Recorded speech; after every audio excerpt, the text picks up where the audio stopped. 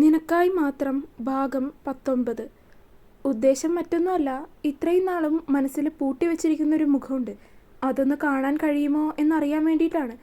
അന്നൊന്ന് സംസാരിച്ചു വന്നപ്പോഴേക്കും അവൾ പോയിരുന്നു. പിന്നീട് അവളെക്കുറിച്ച് ഓർക്കാതിരുന്നിട്ടില്ല. പക്ഷേ അവളോട് അടുക്കാൻ മാത്രമുള്ള അത്രയും സമയമൊന്നും തനിക്കില്ലായിരുന്നു. ശരിക്കു പറഞ്ഞാൽ അവളിൽ നിന്ന് ഒരു ഒളിച്ചോട്ടം. അവളിൽ നിന്ന് മാത്രമല്ല, ഈ നാട്ടിൽ നിന്ന് തന്നെ. അമ്പലത്തിലേക്ക് പോയി ഒന്ന് തൊഴുതു കഴിഞ്ഞതിന് ശേഷം പതിവ് പോലെ അമ്പലത്തിൻ്റെ കുളത്തിൻ്റെ അടുത്തേക്ക് വന്നിരുന്നു അവൻ. പ്രതീക്ഷിച്ച ആളെ ഒരുപാട് സമയം കഴിഞ്ഞിട്ടും ഒരു നോക്ക് കാണാനാവാത്തതിൻ്റെ ഒരു വിഷമം അവനന്നേരം ഉണ്ടായിരുന്നു. സമയം ഒത്തിരി അങ്ങോട്ട് വൈകിയപ്പോഴേക്കും അവൻ എഴുന്നേറ്റ് തിരികെ വീട്ടിലേക്ക് പോയി. നാളെ തന്നെ സിബിൻ സാറിനെ കാണാൻ വേണ്ടി പോകണം എന്ന് അവൻ തീരുമാനിച്ചിട്ടുണ്ട്. അതിനു വേണ്ടിയിട്ട് താൻ മുംബൈയിൽ നിന്ന് വരുന്നതിന് മുന്നേ തന്നെ ശേഖരിച്ച കുറച്ച് ഡോക്യുമെൻസും മറ്റും അവൻ എടുത്തു വെച്ചു. മാത്രമല്ല, വിവരാവകാശ നിയമം വഴി കുറച്ച് ഡോക്യുമെൻറ്റ്സ് പഞ്ചായത്തിൽ നിന്നും അനുബന്ധപ്പെട്ട ഓഫീസുകളിൽ നിന്നും അവൻ നേരത്തെ കളക്ട് ചെയ്തു വച്ചിരുന്നു. എല്ലാം കൂടി ഒരുമിച്ച് കൂട്ടി വായിക്കുമ്പോൾ തന്നെ ഈ സ്ഥലം ഗവൺമെൻറ്റിൻ്റേതാണെന്നും അത് അനധികൃതമായിട്ടാണ് ആളുകൾ കൈവശപ്പെടുത്തി വച്ചിരിക്കുന്നതെന്നും കൃത്യമായിട്ട് മനസ്സിലാക്കാവുന്നതാണ്. പക്ഷേ തൻ്റെ അച്ഛൻ്റെ പിടിപാടും പണം കൊണ്ടുള്ള കളിയും കാരണം പലരും എല്ലാ കാര്യങ്ങൾക്കും കണ്ണടച്ച് കളയുകയാണ്. പക്ഷേ എപ്പോഴും അങ്ങനെ കാണാൻ പറ്റില്ലല്ലോ. ഒരിക്കലെങ്കിലും സത്യം ജയിക്കണം എന്നുള്ളൊരു ചിന്ത അവനിലുണ്ടായിരുന്നു. അതുകൊണ്ടാണ് എതിരെ നിൽക്കുന്നത് തന്നേക്കാൾ 100 ഇരട്ടി വലിയവരാണെങ്കിലും പോരാടണം എന്നവൻ മനസ്സിൽ തീരുമാനിച്ചത്. അങ്ങനെ രാവിലെ തന്നെ ഹരി സിബിൻ സാറിൻ്റെ വീട്ടിലേക്ക് പോയി. അത്യാവശ്യമായിട്ട് എന്തൊക്കെയോ കാര്യങ്ങൾ തീരുമാനിച്ചുറപ്പിച്ചുകൊണ്ടാണ് തിരികെ വൈകുന്നേരമായപ്പോൾ അവൻ വീട്ടിലേക്ക് വന്നത്. മംഗലത്ത് സതീശനെ തോൽപ്പിക്കാൻ മാത്രം നീ വളർന്നോ? അവൻ വീട്ടിലേക്ക് കയറിയപ്പോൾ തന്നെയുള്ള അച്ഛൻ്റെ ചോദ്യത്തിന് രൂക്ഷമായൊന്ന് നോക്കി ഹരി അയാളെ. അയാൾ പറഞ്ഞത് പാടെ അവഗണിക്കും പോലെ ഹരി അകത്തേക്ക് കയറാൻ ഒരുങ്ങി. എനിക്ക് നേരെ നിൽക്കാനാണ് ഉദ്ദേശമെങ്കിൽ നീ പടി ചവിട്ടരുത്. എടുത്തു വെക്കാൻ ഒരുങ്ങിയ കാലുകൾ ഹരി അതുപോലെ തന്നെ പിന്നിലേക്ക് വെച്ചു. അത് കണ്ട് സതീശൻ അവനെ ഒന്ന് രൂക്ഷമായി നോക്കി. അതെ, അച്ഛൻ ചെയ്യുന്നത് തെറ്റാണെങ്കിൽ അതിനെതിരെ നിൽക്കാൻ തന്നെയാണ് ഞാൻ ഉദ്ദേശിച്ചിരിക്കുന്നത്. ആദ്യമായിട്ട് ഹരി അവൻ്റെ അച്ഛന് നേരെ ശബ്ദം ഉയർത്തി, ദേഷ്യത്തോടെ, വാശിയോടെ. ഹരിയുടെ ഉയർന്ന ശബ്ദം കേട്ടുകൊണ്ടാണ് സംഗീത അകത്തുനിന്ന് പുറത്തേക്ക് വന്നത്. എന്താ എന്താ ഇവിടെ? കാര്യങ്ങളൊക്കെ നമ്മൾ പ്രതീക്ഷിച്ച പോലെ തന്നെയാണ് സംഗി. ഇവൻ തന്നെയാണ് നമ്മുടെ സ്ഥലത്തിനെതിരെ സ്റ്റേ ഓർഡർ കൊടുത്തിട്ടുള്ള പ്രധാന ആള്. അച്ഛൻ പുച്ഛത്തോടെ പറയുന്നത് കേട്ടതും സംഗീത ഹരിയെ ദേഷ്യത്തിലൊന്ന് നോക്കി. എല്ലാവരും പറഞ്ഞപ്പോൾ എനിക്കൊരു സംശയം മാത്രമേ ഉണ്ടായിരുന്നുള്ളൂ. പക്ഷേ ഇപ്പോൾ ചോദിച്ചപ്പോൾ പുറത്തു വന്നു, ഇവൻ തന്നെ അവൻ. ഒരു എതിരാളിയോടെന്നതുപോലെയായിരുന്നു സതീശൻ സംസാരിച്ചത്. സംഗീതയുടെയും സതീശൻ്റെയും ദേഷ്യത്തോടെയുള്ള തൻ്റെ നേർക്ക് വരുന്ന നോട്ടം അവഗണിച്ചുകൊണ്ട് ഹരി അകത്തേക്ക് തന്നെ നടക്കാനൊരുങ്ങി. എൻ്റെ പണം കൊണ്ട് ജീവിച്ച് എനിക്കെതിരെ പ്രവർത്തിച്ചുകൊണ്ട് നീ ഈ വീട്ടിൽ കഴിയുമെന്ന് കരുതണ്ട. അവൻ അകത്തേക്ക് കയറുന്നതിന് മുന്നേ തന്നെ സതീശൻ്റെ ശബ്ദം വീണ്ടും ഉയർന്നു. അത് ഗവനിക്കാതെ ഹരി വീടിനകത്തേക്ക് കയറിയിരുന്നു. അവൻ്റെ പുച്ഛവും യാതൊരു കൂസലുമില്ലാത്ത ഭാവവും കണ്ട് സതീശനും സംഗീതയ്ക്കും ഒരുപോലെ ദേഷ്യത്തോടെ അകത്തേക്ക് കയറി. ഹരി!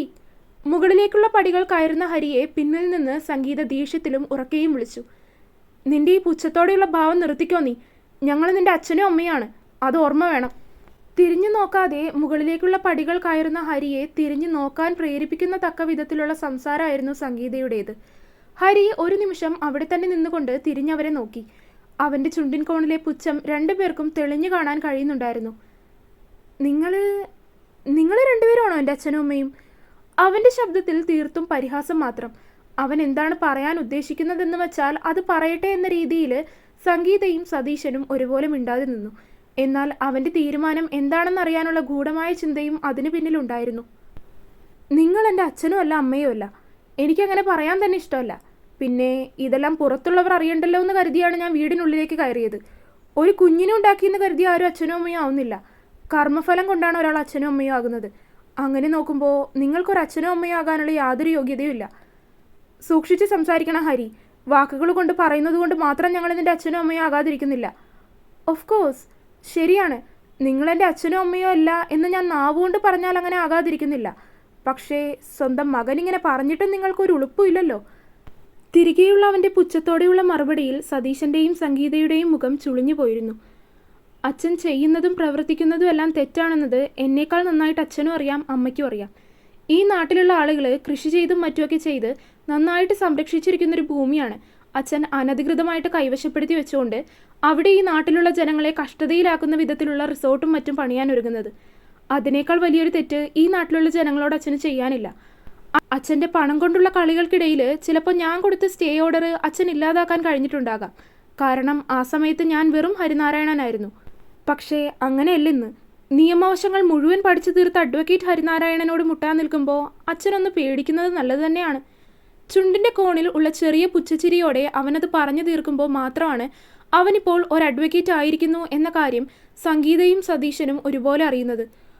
ഓ സോറി, എൻ്റെ അഡ്വക്കേറ്റ് ആയിട്ടുള്ള എൻറോളിങ് കഴിഞ്ഞായിരുന്നു. എൻ്റെ അച്ഛനമ്മയും അത് അറിഞ്ഞിട്ടുണ്ടാവില്ലെന്ന് എനിക്കറിയാം. അതുകൊണ്ടിപ്പോൾ അറിഞ്ഞല്ലോ. വീണ്ടും വീണ്ടും ഉള്ള അവൻ്റെ പുച്ഛത്തോടെയുള്ള സംസാരങ്ങളെല്ലാം സംഗീതയും സതീശനും ദേഷ്യത്തോടെ കടിച്ചമർത്തി. നീ എന്നാടാ ഈ അഡ്വക്കേറ്റ് ആയത്? ഞാനിതൊക്കെ വർഷങ്ങൾ മുൻപേ തന്നെ തുടങ്ങിയ കളികളാണ്. വെറുതെ നീ കണ്ട ഓലപ്പാമ്പിനെയൊക്കെ കാണിച്ച് മൂർഖനെ പേടിപ്പിക്കാൻ നിൽക്കല്ലേ. അവനങ്ങോട്ട് ഉണ്ടാക്കാൻ വന്നിരിക്കുന്നു. അവൻ്റെ കരണം നോക്കിയൊന്ന് കൊടുക്കാനുള്ള കൈ ധരിക്കുന്നുണ്ടായിരുന്നുവെങ്കിലും സതീശൻ പൊടിക്കൊന്ന് അടങ്ങിക്കൊണ്ട് പുറത്തേക്ക് ഇറങ്ങിപ്പോയി. ഒരുപക്ഷെ അവനെ തല്ലിയാൽ ചിലപ്പോൾ അവൻ തിരികെ തല്ലാനും മടിക്കില്ല എന്നൊരു തോന്നൽ അയാളിലുണ്ടായിരുന്നു. സതീശൻ പോകുന്നത് കണ്ടതും ഹരിയെ ഒന്ന് ദേഷ്യത്തോടെ നോക്കിക്കൊണ്ട് സംഗീതയും തിരികെ നടക്കാനൊരുങ്ങി. നിങ്ങളൊന്നവിടെ നിന്നേ. വർഷങ്ങൾക്ക് ശേഷമാണ് ഹരി അവൻ്റെ അമ്മയെ ഒന്ന് വിളിക്കുന്നത് പോലും. പക്ഷേ അമ്മയെന്ന് വിളിച്ച് ആ വാക്കിനെ കളങ്കപ്പെടുത്താൻ പോലും അവൻ ആഗ്രഹിച്ചിരുന്നില്ല. അവൻ വിളിച്ചതും സംഗീത അവനെ എന്താണെന്ന രീതിയിൽ തിരിഞ്ഞു നോക്കി. അമ്മയെന്ന് ഞാനിനി നിങ്ങളെ ഒരിക്കലും വിളിക്കില്ല. വെറുതെ എന്തിനാണ് അങ്ങനെ വിളിച്ച ആ പേരിനെ വെറുതെ കളങ്കപ്പെടുത്തുന്നത്? അതുകൊണ്ട് പറയുവാണ്, എന്നെ ഇനി നിങ്ങളുടെ മകനാണെന്ന് പറയരുത്. അത്രത്തോളം വെറുക്കുന്നൊരു കാര്യം എനിക്കില്ല.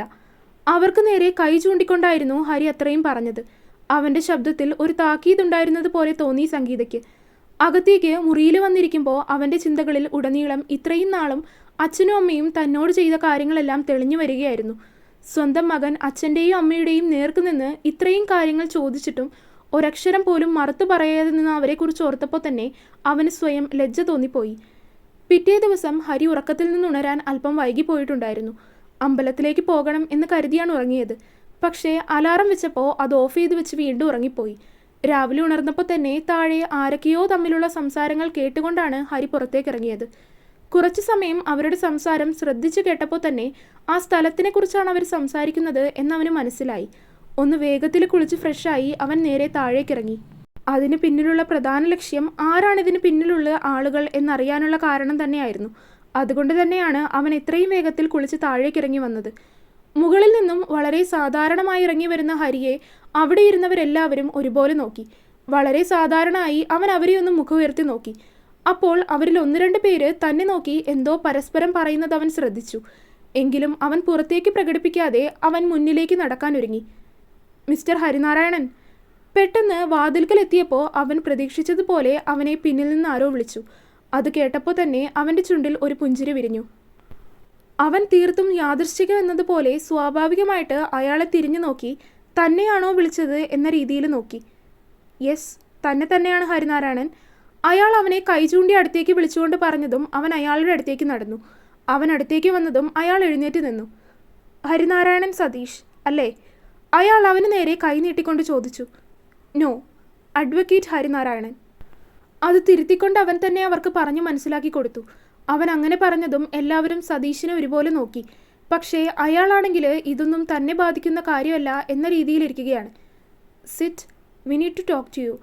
അയാൾ അവനെ അടുത്തുള്ള കസേരയിലേക്ക് പിടിച്ചിരുത്തിക്കൊണ്ട് പറഞ്ഞു. താൻ ആ സ്ഥലത്തിൻ്റെ കാര്യത്തിൽ ഇടപെടരുത്.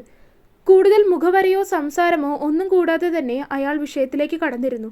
ഹരിയാണെങ്കിൽ അവർ പറയുന്നത് ഏത് സ്ഥലത്തിനെക്കുറിച്ചാണ് എന്ന് മനസ്സിലായിയെങ്കിലും അത് മനസ്സിലാകാത്ത ഭാവത്തിൽ അങ്ങനെ അവരെ നോക്കി സംശയത്തോടെ ഇരുന്നു. നിങ്ങളെന്താ പറയുന്നതെന്ന് എനിക്ക് മനസ്സിലാകുന്നില്ല. സംശയത്തോടെയുള്ള മുഖഭാവത്തിൽ ഹരി അയാളോട് തിരികെ ചോദിച്ചു. ഞങ്ങൾ മുൻപിവിടെ കൃഷി ചെയ്തുകൊണ്ടിരുന്ന 30 ഏക്കർ സ്ഥലവും അതിനോടനുബന്ധിച്ച് കിടക്കുന്ന പ്രദേശങ്ങളെക്കുറിച്ചുമാണ് പറയുന്നത്. ഓ, അതിന് പഞ്ചായത്തിൻ്റെ അധീനതയിലുള്ള സ്ഥലമല്ലേ? അതിലെന്തിനാണ് ഞാൻ ഇടപെടുന്നത്?